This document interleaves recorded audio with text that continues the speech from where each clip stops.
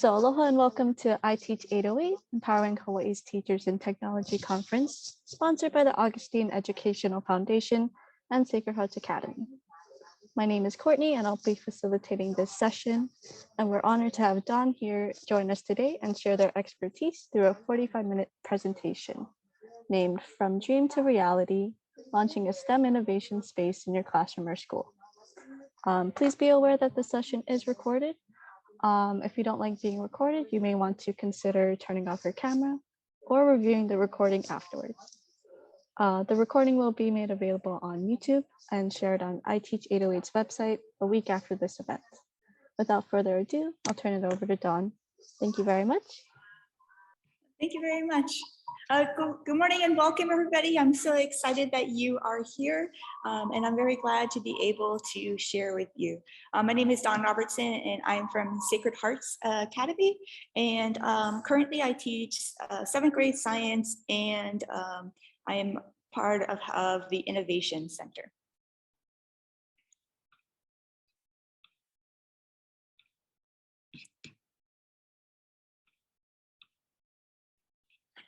All right, so this is From Dream to Reality, launching an innovation space into your classroom. The main goal today is I'm gonna kind of just share my story with you, give you some kind of tips and tricks along the way, and then to try and help give you a roadmap to follow if you are interested in perhaps starting an innovative space in your school or your classroom.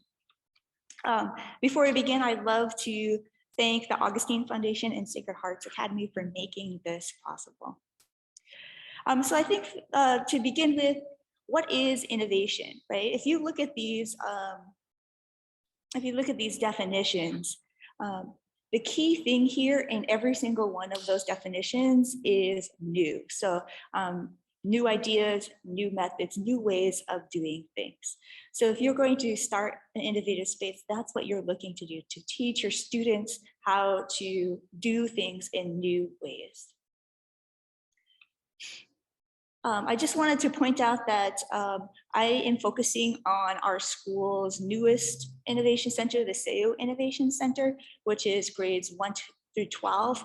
However, we also have an early learning center, junior innovation center, and throughout the presentation, you'll see a few places like this one here where you can learn more about that. All right, so let me share with you a little bit about my journey. Here's my journey in a nutshell. So at first, I moved to Hawaii and started working at Shaw. I've taught 5th, 7th, 8th. I've taught high school in science, robotics, and coding mostly, but in 5th grade, I taught social studies. So I've grown and learned a lot about STEM and a lot about those subject areas first. And then I was asked with a few other members of the Sacred Hearts teachers to be part of a Notre Dame fellowship. So the purpose of the fellowship is to provide better equity and inclusivity in regards to STEM and STEM learning. So this is like a 3 to 5 year intensive program. But it was really hard, but it was really transformative. So just a quick shout out to them. If you're interested in doing something like this, if you get picked to do it, they have 10 people each year and everything is included. So after that, or because of that, I started trying to do more high quality STEM within the classroom. First, obviously, with the help of the fellowship as we went through the program. And then I started to do more on my own. And what I noticed is the kids really, really enjoyed it. And the knowledge that they were gaining was so much deeper than normally they would have. So that really helped to inspire me to continue to do more. So there are actually 3 of us in Sacred Hearts that went to this fellowship to work as a group.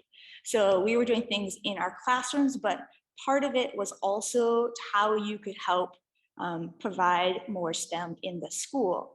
So one way that we decided would be nice to do that once we got started was if we had like a STEM room in our lower school. So we proposed it and we were able to do that. What we wanted to do at this point was just to start with just a room and just do recyclables. Because if you do like engineering design, you can use the hands-on piece with the recyclables and just simple materials like tape and scissors and things like that. You can do some pretty good high quality STEM projects with just that. So we thought we would start with that. And then as we got more teachers involved and excited and the interest build with students and teachers, then we would start to build that room and make it more maybe like tech savvy, add some more higher end technology. So as you can see, it doesn't have to start really big, right? It can start small. So we were actually able to do that, and they actually, administration got involved, and they wanted to make a room that was more than just a simple room. They wanted to be able to provide a little bit more. So we started building, but then of course COVID hit. And so this one I have my imaginary STEM room. I was able to have one class out of 5 a day that I could use to help teachers integrate STEM. But at this point we did not have a building, but still was able to start that process of integrating STEM into the school and the class. And then through getting the administration involved and getting other people involved, this idea kind of grew and grew until it wasn't just a STEM room. They wanted it to be more, so it changed into an innovation center where STEM is one part of it, but we're also doing other things like design thinking, action learning, and things like that. So I'm very excited to say that the Innovation Center just opened in November. That was where we first started showing it to people. So it's still growing and developing as we go through this year.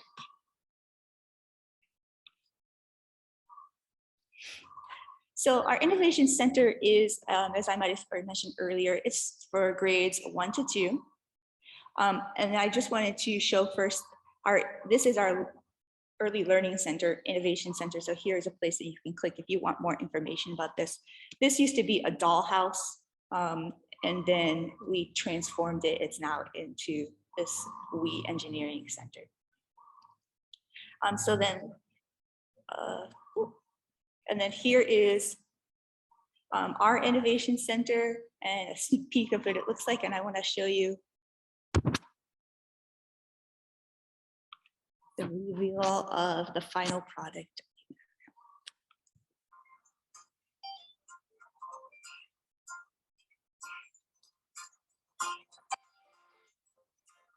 Welcome to the Seiyu Innovation Center, designed for the Sacred Hearts girls of Hawaii to add their creativity and their imagination to achieve infinite possibilities.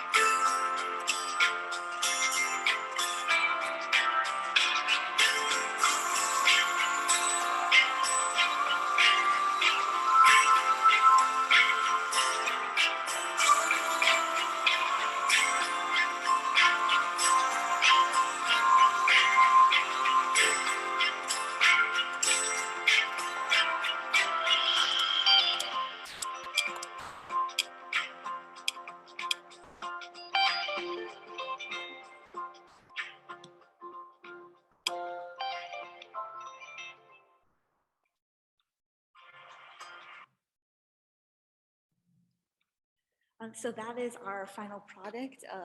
Like we said, it just opened, and we are very fortunate to have a Sacred Hearts alum, Kathy Lee, that was actually able to design the space for us. So she wanted to give back to her alma mater. So we're very appreciative of her. So that is our innovation space. So how is the innovation space being used? So we are using it for innovation and complex problem solving. And the whole, we're trying to use that to empower young women to be a force for good as they go out into the world, so they can help be a positive impact in their communities and in their world. When is the Innovation Center used? We have it so that it can be a pretty flexible space in how and when it is used. That was one thing that was really important to us. So anytime a teacher wants to do an integrated STEM project or anything related to design thinking or action learning, they'll be able to go onto our website and to sign up for a time, and then to be able to come in and use the space.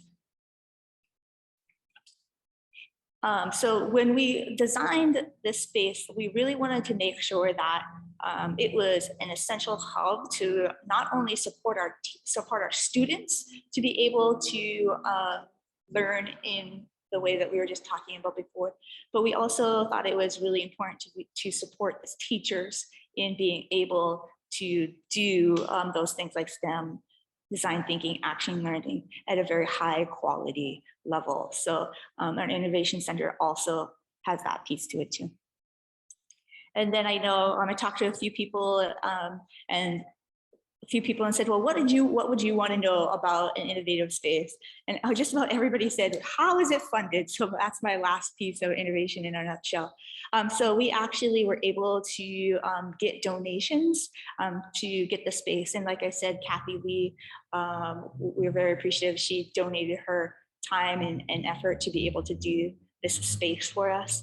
And then we're also going to be using grants to help fund the space. However, with all of this, I do want to point out that, again, when you start to design your own innovation center, it doesn't have to be big and bold to start with. You can just start small. All right, so that's our innovation center. So here is the next thing, like, okay, so I see this is great, but how do I accomplish this? This seems like a lot. And I love this little girl, so I thought that I would tell you, I don't know, how do you accomplish this, right?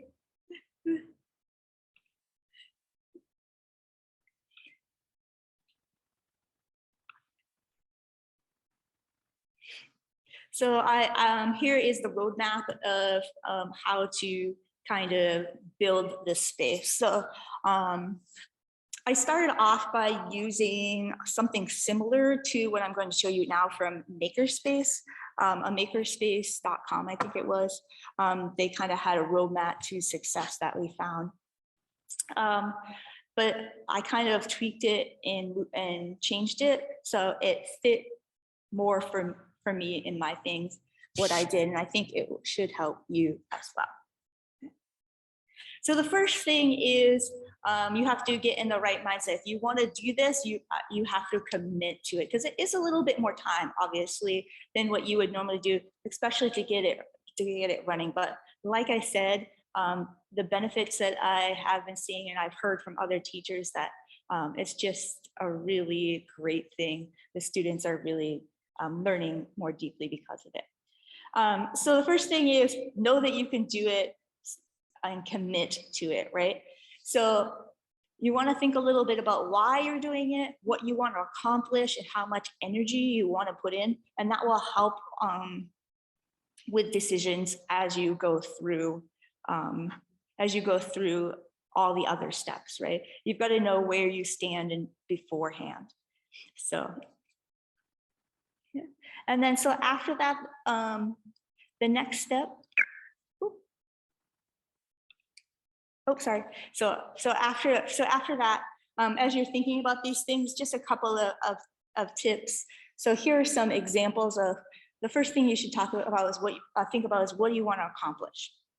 So what is going to be the purpose of what you are doing, right? What do you want to do to help your students? So there's many different types of innovation centers out there.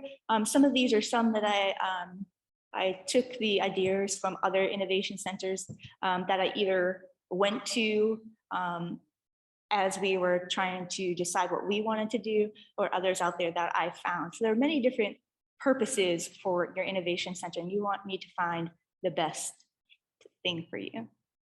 So as you're thinking about that, you also want to be thinking, what type of innovative space do I want to create, right? There's a continuum of different types. So you can either just start with adding an innovative area in your class or innovative time within your class.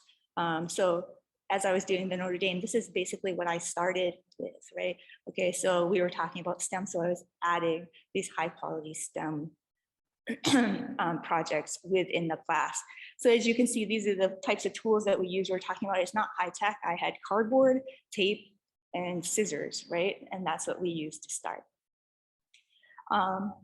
Another option that you could use if you're trying to bring it to more of a school level would be to have just like mobile carts. So the one on the bottom left is actually one of the mobile carts from when I toured Les Jardins. If you want to go a little bit bigger, you can try and have like a lower tech kind of room where you just have those basic type of low tech materials, like your again, the cardboard, paper, those type of simple things that you can use a lot of those to create your hands-on pieces. And then if you want to go even higher, you can build it to the same kind of a room, but more high-tech pieces, or you could go the whole way and try and work for that whole building. But no matter what you do, I feel like the steps are always pretty much the same. You might have more iterations, of course, if you're doing something that's a little more tense, like a room or a building.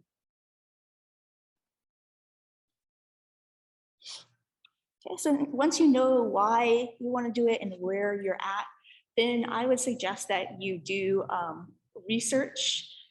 So you can visit innovation centers. That's one thing that we did. We took, I think, a year and visited a bunch of different ones.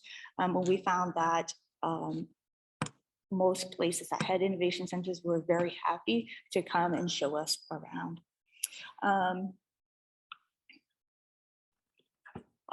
Especially if you're trying to bring an innovation space to the school, I would really suggest participating in some kind of professional development, like when I did the Notre Dame Fellowship. That really helped to really solidify my knowledge and ground me in ground us as the team in the direction that we wanted to go. We wouldn't have gotten there or gotten so far if we hadn't had that professional development.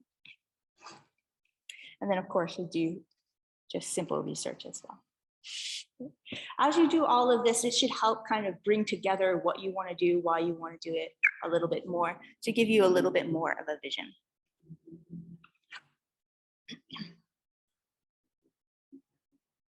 So once you have more of a vision of what you want to do, the next step is you should be creating your vision and your goals of what you want to accomplish in your innovative space.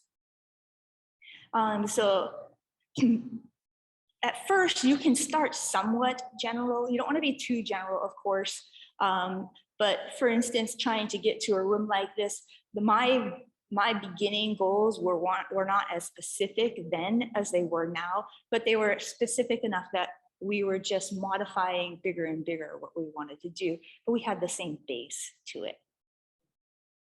And I think this is really important to your creating your vision and your goals because it helps to then, as you move along, again, you already have the base and you can make your decisions based upon these goals and these visions.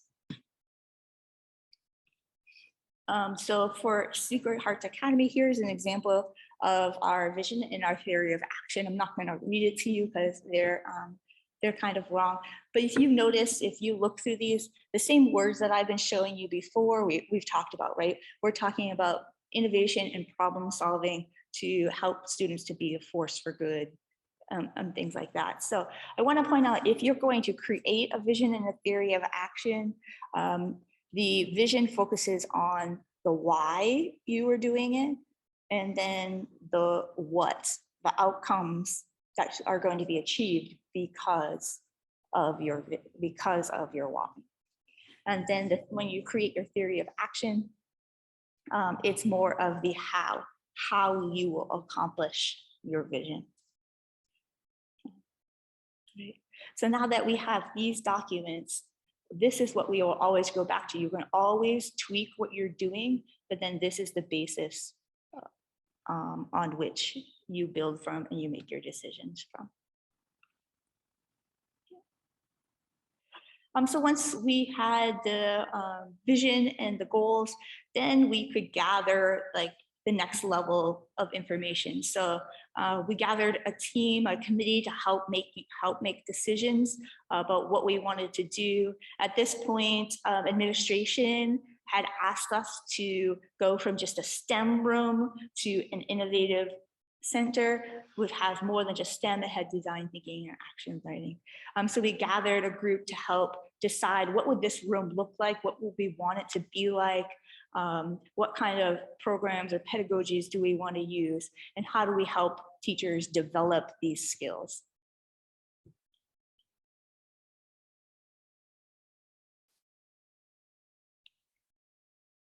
So at this point, this is also where in the structural point, we started talking about in our team that, well, what colors do we want? What do we want here? What do we want there?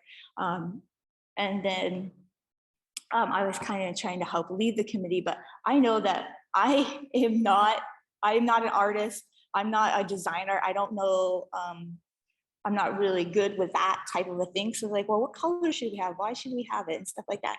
That's when we can reach out. So I would suggest that if you get to a point like that, don't be afraid to reach out to see if you can get other people to help us.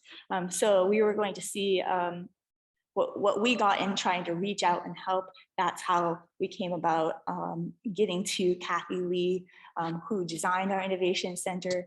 And she was just going to help us out at first with colors and stuff like that. But the more that we talked to her, the more she really wanted to be a bigger part of this, and which helped us to design our room.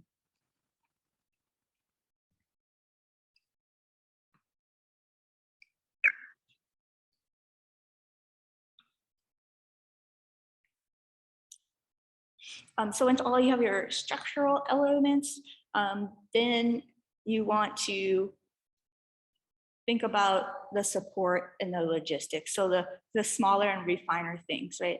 How are you going to get people to support you to do this? What kind of supports do you need? Do you want people to come in from the community? How are you going to go about doing that? How are you going to organize your smaller spaces? Are you going to have volunteers? How are you going to get funding? So all of those elements.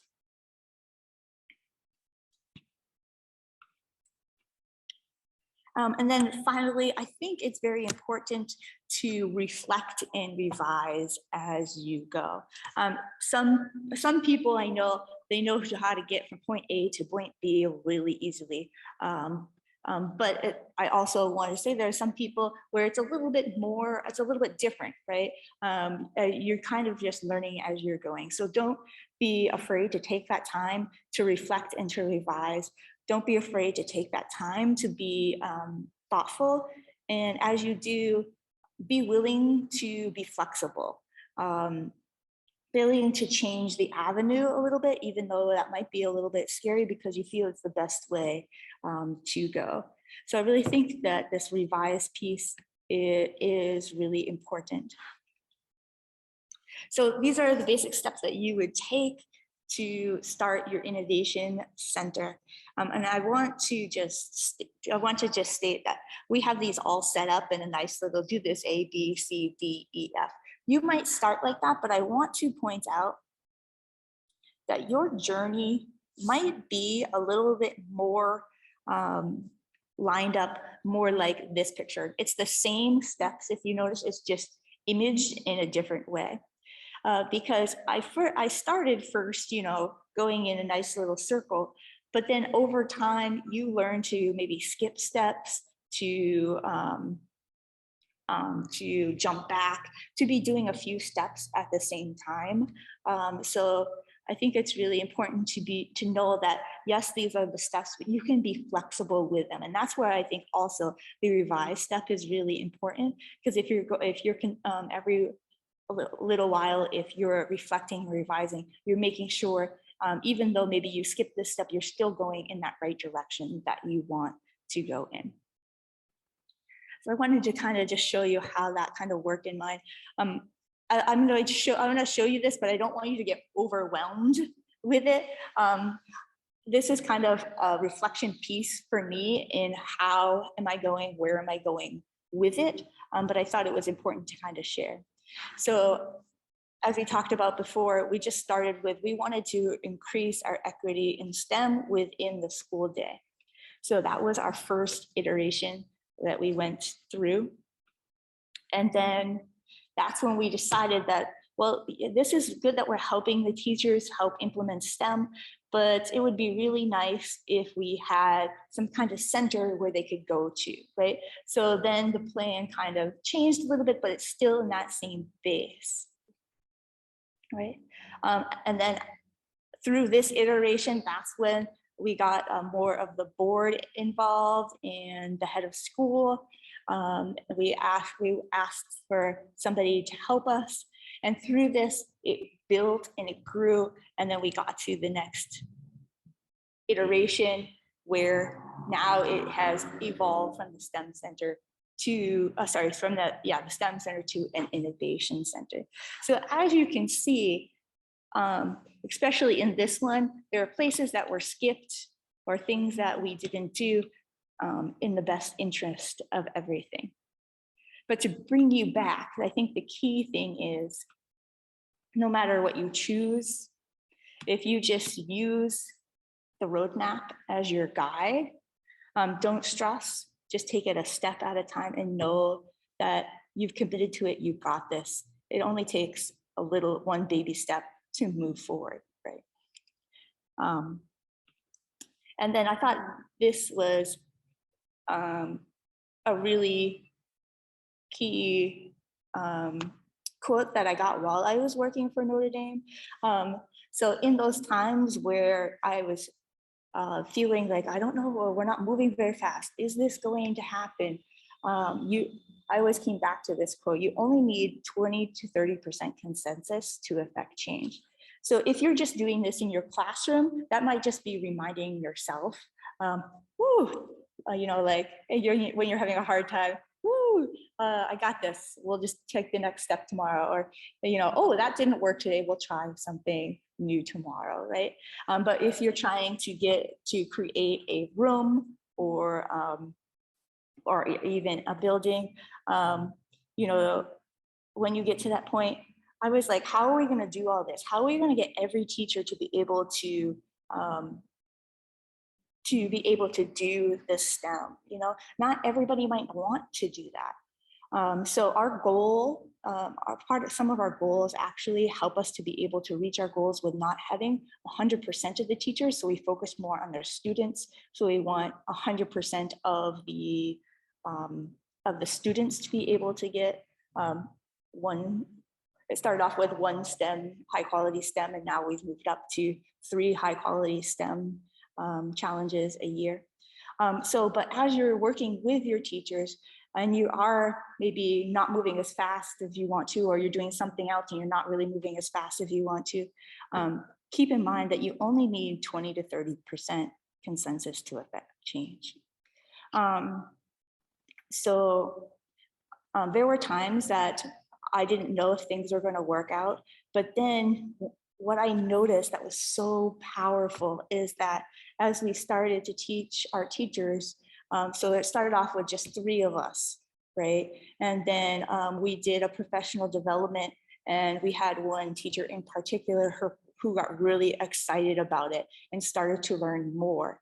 So then she helped excite 4 other teachers to be able to be part of this and to really dive deep into it. And that has kind of built and built. So even if things don't move quickly at first, if you kind of keep that in mind, change will happen. And it's very powerful when you do start to see you have a small group and then it grows to the big group.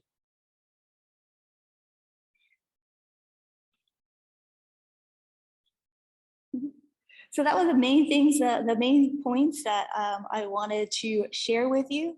And I kind of wanted to just open it up to questions or anything that you would like, any other things you would like to ask me that I didn't answer. So I'll stop sharing at the moment and I can see. Are there any questions or any things that I didn't mention in what you were hoping to get from this presentation?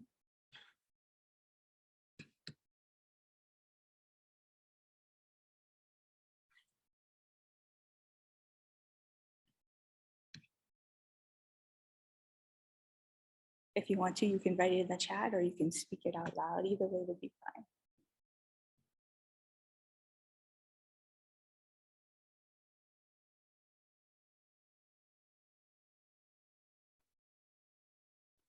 Okay, I did want to share just a few more things, couple of more things.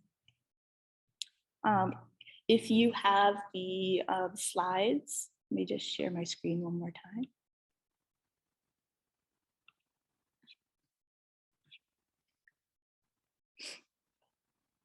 So here's the link to the Early Learning Center if you want to do that. And at the end, I gave some examples of the STEM challenges that we did last year. And if you're interested in learning about more and how we're developing, how we're growing, I shared our website with you. So you can go here and it talks a little bit more about what we believe, what we're adding to it. You can go on and see where teachers would sign up. And so it's just a good tool to kind of see. We are in the process of revamping it now that we actually have the Innovation Center up and running and being used a little bit more. So then our next step is to revamp it, but it has a really good start of information there.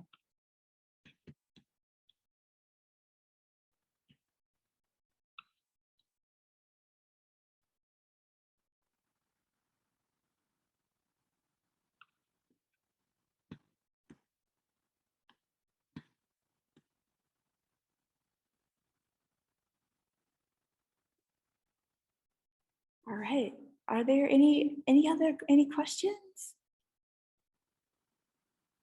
I hope you found this informative. I actually expect it to take a little bit longer than it did, but that's okay. I will stay here for a while if you want to chat a little bit more and want a little more like one-on-one kind of question time. But again, I want to thank St. Augustine and Foundation and Sacred Hearts for allowing us to have this I Teach 808 conference. On the slides is my email address. You can also feel free to email me anytime if you have questions or anything like that. And I believe our host wants to say something before you leave. Is our host there? Hello again. Thank you so much for that presentation. Since you are the co-host, I can leave the room and then you'll be in charge, so you can stay for any questions if necessary. I just have a short thing to say and then I'm gonna leave the room to prepare for my next session. But thank you again to Dawn and for everyone's participation. We hope that you will find this session helpful and make some valuable connections. We do have a survey to complete on the I Teach 808 website. I will link it in the chat below as well. The survey will also be sent to your email address that you registered with, so you can check there as well. Be sure to double check your spam folder from any emails from the iteach808hawaii@gmail.com. And then if you do complete the survey, you will be entered to win one of $25 Target gift cards if you complete the survey by February 4th. Thank you for being here today, and we hope to see you soon. Have a wonderful day. Thank you so much again, Dawn. Everything, everybody, thank you so much. Thank you, everyone.